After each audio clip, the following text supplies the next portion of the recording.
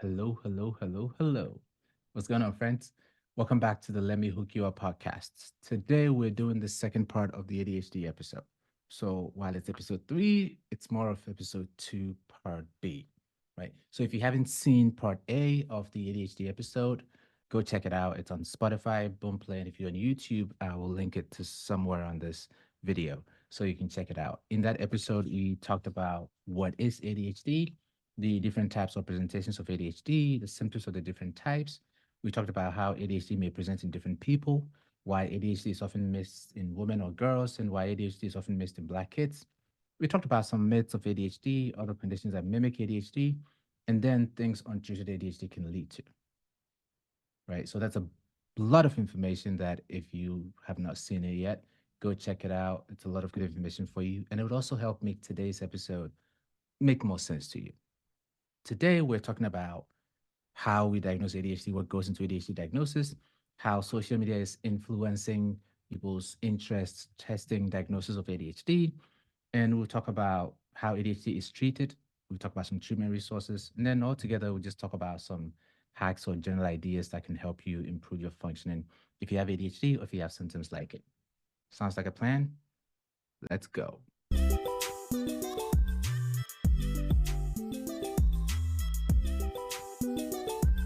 What goes into ADHD diagnosis? A lot of money, that's what. So ADHD testing can be very expensive. For most spaces, if you're interested in ADHD testing, you're going to go to a mental health facility and you're going to do an intake, which ranges anywhere from $150 to $300. And then you do the actual testing, which ranges from $1,000 to 2,500 in most places. That is out of pocket, right? If you have insurance, insurance will cover some of it. You probably have a relatively small size copay. So good for you if you do have insurance. But because of how expensive it can be, that's why it's important for you to watch this video and the one before, because then you're not going to go waste your time if, in fact, you don't have ADHD at all. Right. So I always encourage people to first talk to a professional, yes, but even before that conversation with a professional, look at the symptoms of ADHD and make sure that yeah, I resonate with that. Those sound like me. Because that's the start. If you don't relate to the symptoms or the symptoms don't apply to you, don't meet the criteria for ADHD symptoms, then the conversation doesn't even need to start. There's been times when I've had people in my office and I ask myself, why are you even here? Because every question I ask you about the symptom of ADHD, you say, well, that's not like me. So why do you think you have ADHD? And typically it's because they've seen on social media that if they are chronically overwhelmed or if they are often experiencing some sensory overload, it's a symptom of ADHD. And while things like that are common in people with ADHD, it's not by themselves symptoms. They're consequences, right? Consequences that can also be as a result of anxiety, depression, and so many other things. So if you relate to a consequence but not the symptom, you have no business going to spend that money assessing for ADHD.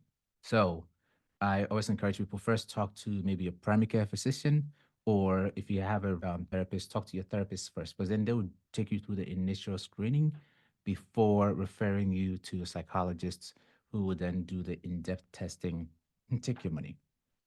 So the two people that I know for sure are universally accepted and able to perform ADHD evaluations that are accepted everywhere are psychologists and psychiatrists, right? Because I can speak for psychologists, we have a lot of training in that assessment area.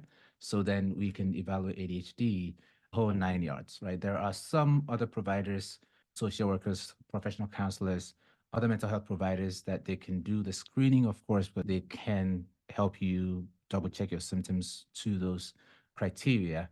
And some of the people and some of those professionals also have done additional training to be able to fully assess ADHD. I can't speak exactly to the level that they need to do in those fields, but for sure, psychiatrists, if you're in a school system, school psychologists as well, can do the full ADHD evaluation. Now, what does that look like? Whenever we're doing ADHD evaluation, with the premise that the person sitting in front of me has already looked through the symptoms and it resonates with them, when at that point, then we're not testing to see if you have ADHD symptoms because you've read the DSM or you've talked to your therapist and it resonates with you. what we're testing to see is if those symptoms are due to ADHD. Because once again, they can be due to so many other things. There are three questions we need to answer in order to say, yep, what you're describing is ADHD. The symptoms have to have been present and significant before age 12.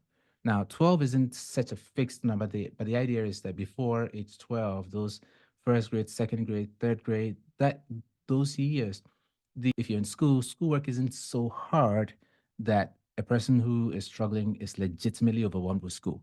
And most kids don't have so many chores that they are practically like really overwhelmed, and that's why they can't pay attention, or that's why they're struggling.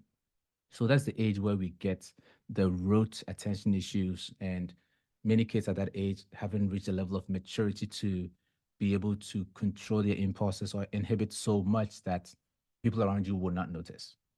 So typically we assess symptoms from that age, and we can say, yep, symptoms were present then, we're onto something. The next area we have to assess is the symptoms are present and significant now, right? Of course, that is typically a check for most people. But one area that we also need to assess is that the symptoms that are present and significant now can be corroborated by another adult, another person. It's not so much that we don't believe you, but ADHD tends to be more external. I mean, by the definition, it says often procrastinates, often seems to zone out when being spoken to, often interrupts people.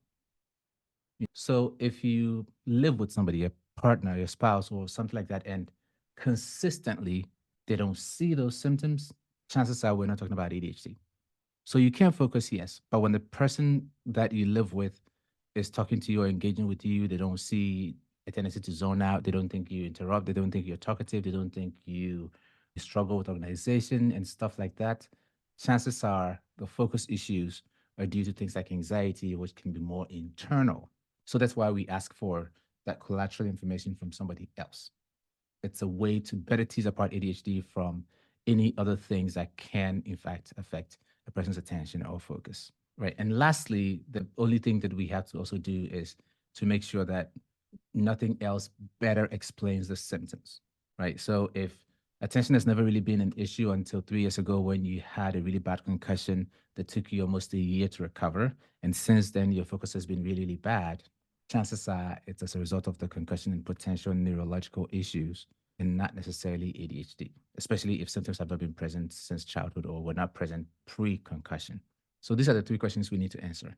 The last thing we do is something called objective testing, and that involves some form of actual psychological testing that isn't word of mouth or isn't what you wrote down or what somebody that knows you well wrote down. We ask you to do tests that actually assess your attention. So we may say some things to you and ask you to tell us back in a few minutes' time and stuff like that.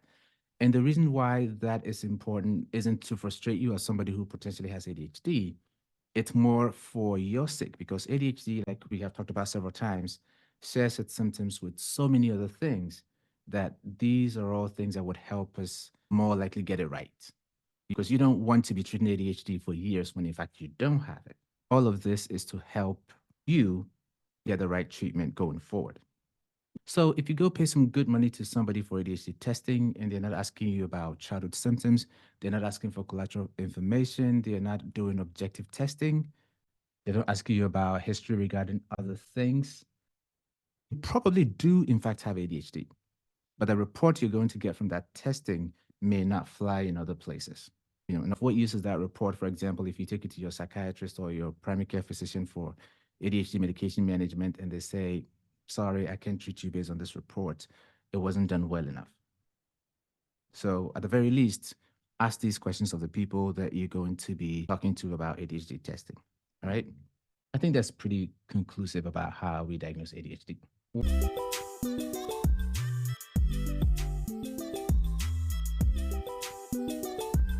Once again, if you're on these social media streets, you have likely heard about ADHD and you've seen videos on it and you've seen many people suggesting that they in fact do have ADHD. And that is weird. It's a double-edged sword because on one hand, there's so many people who would have otherwise never found out that they had ADHD because they didn't have the knowledge, they didn't have the information. So there are many people who come to my office and say, I saw a video on TikTok and I related with it very much. And then you test them and you in fact you find out they have ADHD. There are some other people too who come in and you're like, oh, TikTok, you're not doing a great job. Because once again, these people probably found a video that has such a generic issue that they related to, and they thought it was an ADHD issue. So social media is doing a great job of putting the concept of ADHD out there and helping people to test for it. So if you are on social media, just watch the people you follow and make sure that at least they're at some level specialized in the area. They don't necessarily need to be psychologists or anything like that. They just have to be a person that you trust and you know that they're putting in the work to get accurate information for you.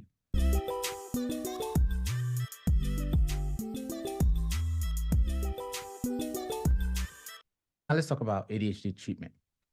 According to the research and studies out there, the best way to treat ADHD is with a combination of medication and talk therapy slash skills groups. I'm going to tell you something cliche that we say in our field: pills don't teach skills. So you may get some medication, whether it be Adderall, Vyvanse, or Ritalin, or anything that helps you improve your focus, helps you stay awake, maybe even help you stay motivated.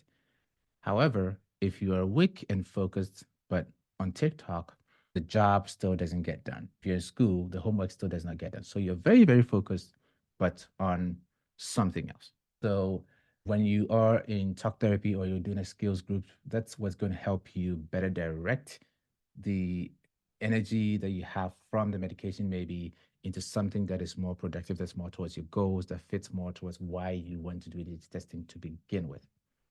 So it's important, folks, to try to look into therapy services or some kind of skills group to build up on those skills when you do get diagnosed with ADHD.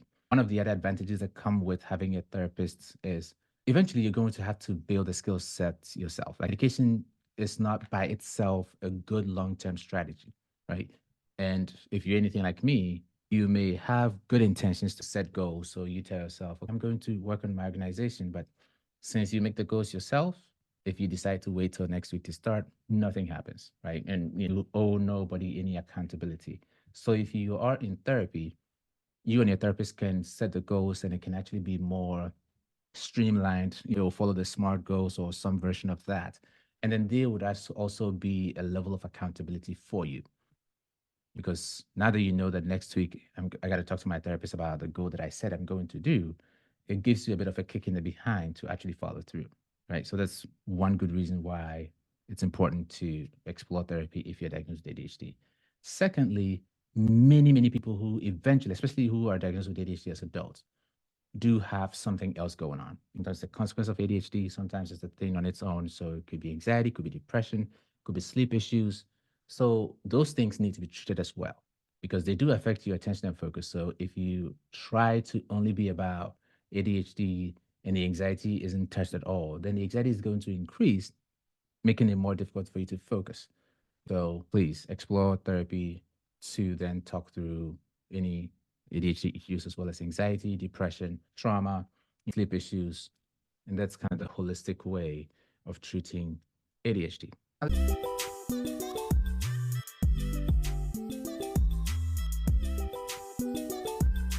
Now let's talk about those strategies or hacks that I mentioned earlier.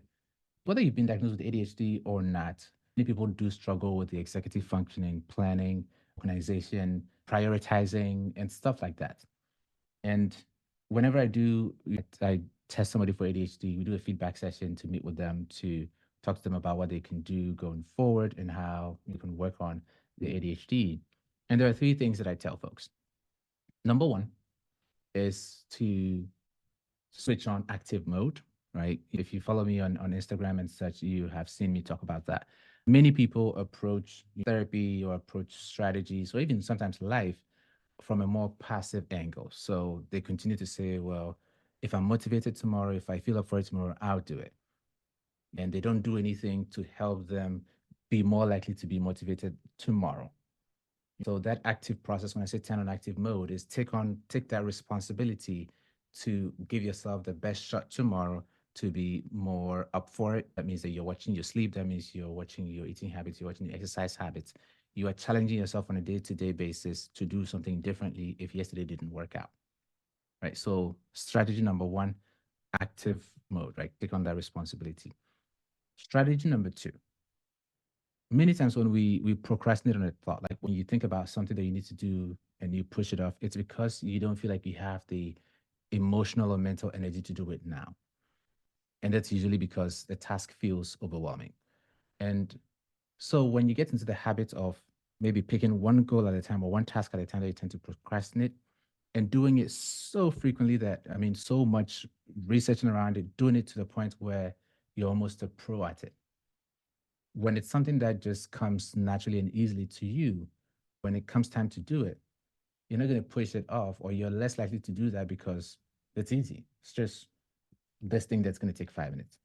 So you're likely to just get up and go do it. Or even if you decide to maybe wait till later in the day, it's no longer emotionally distressing because once again, it's easy. I'll just do it when I get off work. It's no big deal. So if in your day-to-day life you can maybe take 2 weeks at a time, get laundry to that state, get dinner to that state, organize your home and get a nice organizational system going. For me, one of the things that I actually did was also mowing my lawns. I found a way to make it easy and feel exciting and stuff like that. The more things in your day-to-day life feel natural and easy and something you don't even have to think about, the more residual energy you have, or the more energy you have left to do the things that you can't maybe get there. So, for example, like 40-hour job, you probably may not be able to get it to a point where it's easy for you, right? So, if you don't have to worry about laundry, dinner, mowing your lawn, paying your bills, if you don't have to worry about those things as much, you have a little bit more energy to do work and still even have some left to just be present for your family and your friends. So that's strategy number two. Get as many things to automaticity. Strategy number three, stop lying to yourself. Stop relying on your brain. If your friends invite you to a program, don't tell yourself you're going to remember because we know you're not. Write it down, put it in your phone. Stop relying on your brain to remember things that you know you're not going to remember. One, you're just overwhelming yourself. And two, that's not what your brain is for. That's what calendars are for. That's what diaries are for. That's what phones are for. So pick whichever one works for you and use that. Write things down. The same way if somebody tells you their phone number, you don't try to remember it anymore. You put it in your phone right away. And anytime you need to call them, you reach out for it and you call them. Don't try to remember all of these things. You're just burdening your brain. Leave your brain to do the thinking and let, diaries and phones and reminder apps and stuff like that do the remembering or making notes, right? On the overarching level, on the greater scale, if you're able to do these three things, the trickle effect would help you significantly manage your focus and stay on top of things and do well. Now, I guess let's talk a little bit too about the hyperactivity, impulsivity, or the emotion regulation difficulties that sometimes come with ADHD, especially the hyperactive impulsive type. I find that, especially when it comes to the hyperactivity and impulsivity, for many people, it's just they have a lot of energy, right? So those are some of the situations that things like exercise can help because you get to burn some of the energy out. And then when you're around your friends, you can be more present. If you tend to interrupt people, now we talk about that active role, like taking responsibility bit. So you're going to have several moments where you go, oh, and you catch yourself, right?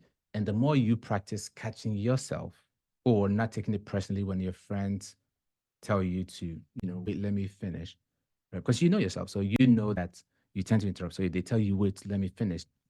It's not personal. You know they're not lying to you. You're not trying to be hateful or offensive. So you take the feedback and then you wait, let them finish. And the more you actually correct yourself, the easier it would get with time. But it starts with taking responsibility. Because if you go like, well, I got ADHD, it is what it is, take me as I am, then it's never going to change, you're never going to improve. Right. So you take that responsibility and you do things differently a little bit at a time, and you're going to get to a significantly better place. I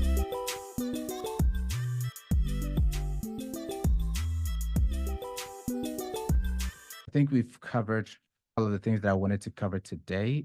If there's anything that I haven't touched on, you have a question about, please feel free to write in the comment section if you're watching on YouTube. If you are on Spotify or Boomplay, feel free to, I don't know if those places have comment sections, but reach out to me. DM me on one of those other sites, Instagram, TikTok, anywhere else. Find me and ask me the question, and I'll be glad to answer them for you. I appreciate you spending time with me, and I hope this was helpful. If it was, subscribe. Come back around the next time. Let's chat. Yeah? If there's anything you need related to mental health, I'll hook you up. Peace. Peace. Peace. Peace. Peace. Peace. Yeah. Peace. A peace. Peace. Peace. Peace. Peace. Yeah. Peace. A peace. A peace. Peace. Peace. Peace. Yeah. Peace. A peace. A peace. Peace. Peace. Peace. Oh yeah. Peace. A peace. A peace. Peace. Peace. Peace. Oh yeah. Peace. A peace. A peace. Peace. Peace. Peace. Ah.